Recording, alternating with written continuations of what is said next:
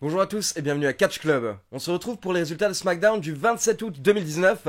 Allez, c'est parti. Le show commence avec une vidéo qui récapitule les différentes attaques sur Roman Reigns. Puis on retrouve justement Roman Reigns en coulisses et l'intervieweuse lui demande s'il a quelque chose à dire à Daniel Bryan et à Rowan. Reigns dit que oui, il a quelque chose à dire, mais il préfère le dire plus tard directement dans le ring. Puis on a le droit à l'entrée du champion Kofi Kingston et pendant son entrée on a le droit à une petite vidéo qui nous résume la rivalité entre Kingston et Randy Orton. Et justement on nous annonce que Randy Orton aura le droit à un nouveau match face à Kofi Kingston pour le championnat WWE à Clash of Champions.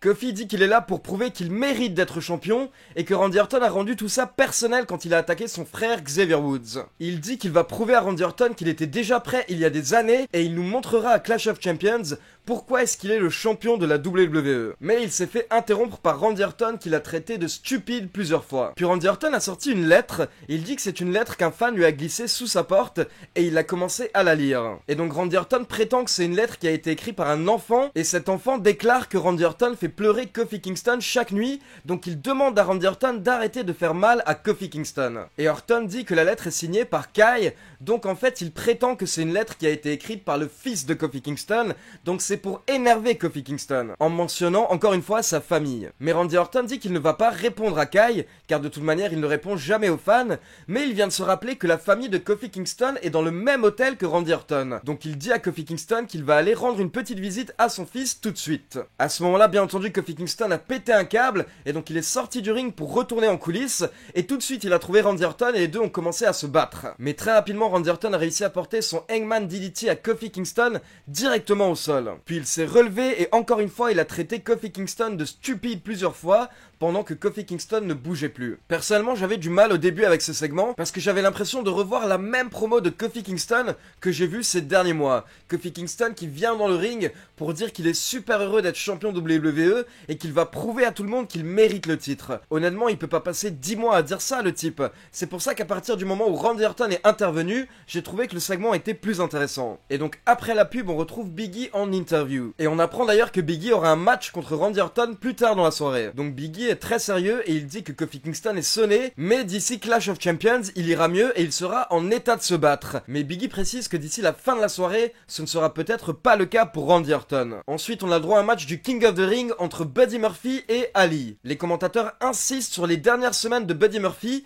qui nous a donné un gros match face à Roman Reigns il y a 2 semaines et qui a réussi à battre Daniel Bryan la semaine dernière. Et pour info, avant le début du match, Buddy Murphy et Ali se serrent la main et les commentateurs parlent de leur passé en commun à 205 Live. Et pour la 3e semaine de suite, Buddy Murphy nous a sorti un très bon match. Après, je pense que Buddy Murphy contre Ali, ça n'étonne personne que le match soit bon. Donc on a eu le droit à un très bon match d'environ 12 minutes et à la fin, c'est Ali qui a remporté le match avec son fort 50 Splash.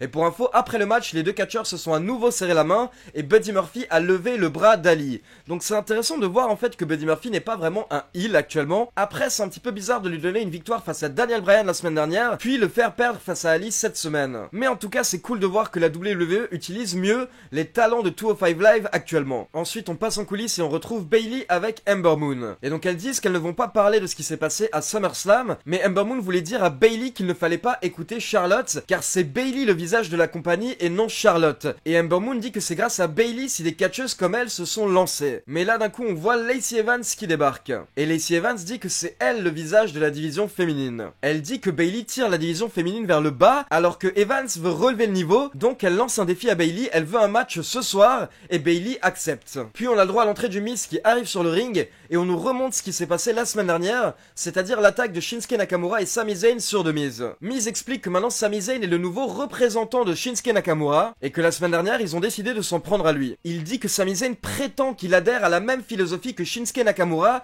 et que les deux sont pareils. Mais Miz dit que Shinsuke Nakamura est un champion, et Sami Zayn est un raté qui essaye de s'attacher au champion. Et Miz continue de mettre en avant Nakamura, mais il dit que s'il s'associe à Sami Zayn, maintenant il a un problème avec lui. Puis The Miz a commencé à nous lister son CV et il a dit qu'il est le plus grand champion intercontinental de l'histoire et que c'est lui qui a réussi à redonner de la crédibilité au titre. Du coup, il challenge Nakamura à un match lors de Clash of Champions pour le championnat intercontinental. Mais à ce moment-là, The Miz se fait interrompre par Sami Zayn qui est sur la rampe et Zayn dit qu'il est un libérateur. Il dit que maintenant, grâce à lui, Shinsuke Nakamura se sent mieux. Et Zayn dit qu'il n'aime pas entendre The Miz parler du titre intercontinental comme si ça lui appartenait. Il dit que ce titre appartient à Nakamura, le King of Strong Style, donc le roi du Strong Style. Mais The Miz en avait marre, donc il a invité Sami Zayn dans le ring pour pouvoir s'occuper de lui, mais Zayn a gentiment refusé. À ce moment-là, The Miz a répondu qu'il va directement aller voir Sami Zayn pour lui apprendre ce que c'est le respect. Donc le Miz sort du ring pour aller attaquer Sami Zayn, mais à ce moment-là, Nakamura sort de nulle part et il frappe The Miz par derrière. Et donc on s'est retrouvé avec Nakamura qui était en train de détruire The Miz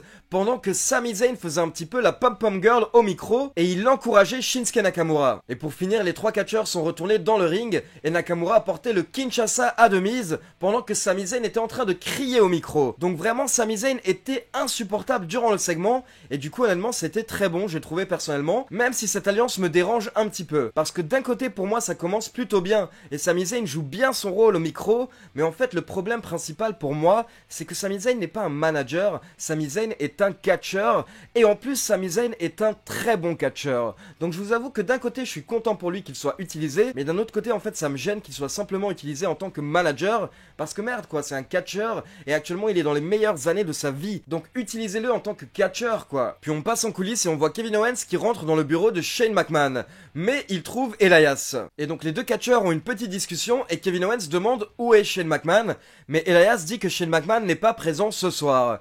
Et d'un coup on peut voir que ça fait réfléchir Kevin Owens comme s'il avait trouvé une idée géniale et il quitte le bureau de Shane McMahon. Puis on passe au second match de la soirée, Lacey Evans contre Bayley, et au bout de quelques minutes Charlotte Flair a fait son entrée et elle est allée aux abords du ring pour regarder le match. Donc forcément elle essayait de déconcentrer Bayley, mais au final ça n'a pas marché car Bayley a remporté le match avec une descente du coude de la troisième corde au bout de 14 minutes. Puis on retrouve Daniel Bryan et Rowan pour une interview en coulisses et Daniel Bryan dit qu'il a galéré comme un malade pour pouvoir trouver le coupable et l'amener à Roman Reigns la semaine dernière, mais depuis ils n'ont pas reçu les excuses qu'ils attendent. Donc Daniel Bryan a dit qu'ils ne quitteront pas l'arène ce soir tant que Roman Reigns ne se sera pas excusé. Puis on passe au troisième match de la soirée, Big E contre Randy Orton. Et on peut clairement voir que c'est pas le Big E habituel de bonne humeur, c'est un Big E très sérieux qui est là pour défendre ses coéquipiers. Du coup une fois que le match a commencé, très rapidement les deux catcheurs se sont retrouvés à l'extérieur et ils se jetaient contre les poteaux de coin de ring, contre la table des commentateurs. Donc c'était un match assez intense et vers la fin Big E était en train de prendre le dessus. Il a porté plusieurs belly to belly suplex à Randy Orton, mais à ce moment-là les Revival ont débarqué. Et donc les Revival ont servi de distraction, ce qui a permis à Randy Orton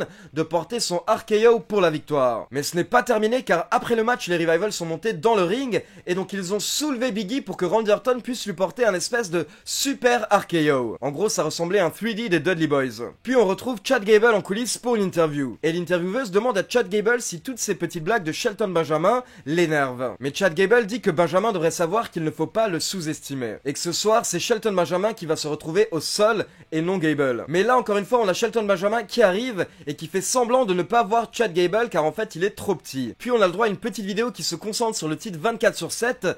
Et ensuite on retrouve Elias, le champion 24/7, qui est assis sur le trône King of the Ring, qui est au niveau de l'entrée. Et donc Elias a dit que bientôt on aura le droit au King Elias, et il s'est moqué du public et de la Louisiane. Mais à ce moment-là il a été interrompu par Kevin Owens qui l'a attaqué. Et donc Owens s'est acharné sur Elias, il l'a amené jusqu'au ring, et il lui a porté son stunner, puis il a quitté le ring. Et à ce moment-là en fait on a R-Truth qui est sorti de nulle part, et qui allait porter le tombé sur Elias, mais Drake Maverick a tiré R-Truth en dehors du ring, et c'est lui qui a couvert Elias pour le compte de 3. Donc nouveau champion 24/7, Drake Maverick. On espère que ça lui permettra enfin de consommer son mariage. On passe au second match King of the Ring de la soirée entre Shelton Benjamin et Chad Gable. Et comme vous l'avez vu, Shelton Benjamin était vraiment très confiant pour ce match, mais il n'aurait pas dû. Car au bout d'environ 4 minutes, alors qu'il allait porter un powerbomb, il s'est fait contrer par un sunset flip pour le compte de 3 et Chad Gable a remporté le match. Donc Chad Gable avance dans le King of the Ring 2019. Puis on passe au dernier segment du show et on a le droit à l'entrée de Roman Reigns. Et dès que Reigns est dans le ring, on peut voir Daniel Bryan et Rowan sur l'écran géant et Daniel Bryan dit à Roman Reigns de s'excuser. Du coup Reigns demande à la foule s'il doit s'excuser et bien entendu la foule crie non. Et à ce moment là en fait Roman Reigns dit qu'il a une vidéo à nous montrer et on verra après cette vidéo s'il doit s'excuser ou pas. Et donc dans la vidéo on voit un nouvel angle de la première attaque de Roman Reigns où une partie du décor lui était tombée dessus en coulisses.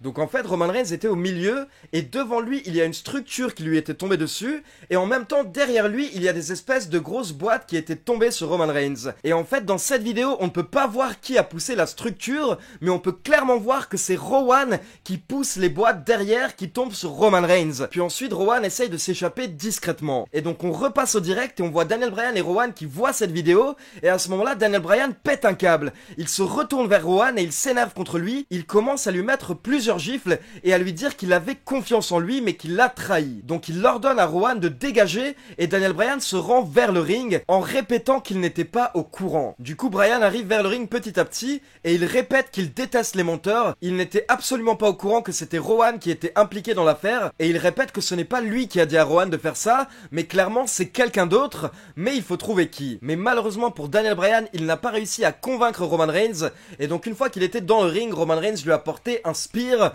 pour conclure le show. Donc cette histoire devient de plus en plus bizarre, je vous avoue, parce que maintenant on sait que Rowan est mêlé à l'attaque, mais Daniel Bryan répète toujours que ce n'est pas lui, alors que c'est lui qui dirige Rowan depuis quelques mois. Donc je vous avoue que je commence vraiment à être curieux, je me demande si dans ces prochaines semaines, on va tout simplement apprendre que c'était bien Daniel Bryan, ou alors est-ce qu'au final on va apprendre que c'est totalement un autre catcheur qui a donné ses ordres à Rowan. Donc voilà, comme d'habitude, n'hésitez pas à me dire dans les commentaires, selon vous, est-ce que c'est Daniel Bryan qui a donné l'ordre à Rowan de faire cette attaque, ou est-ce que ce serait un autre catcheur qui est derrière ces attaques? Donc voilà, c'est tout pour SmackDown. Comme d'habitude, n'oubliez pas de liker la vidéo, de vous abonner à la chaîne et de cliquer sur la petite cloche pour être informé de la sortie des prochaines vidéos.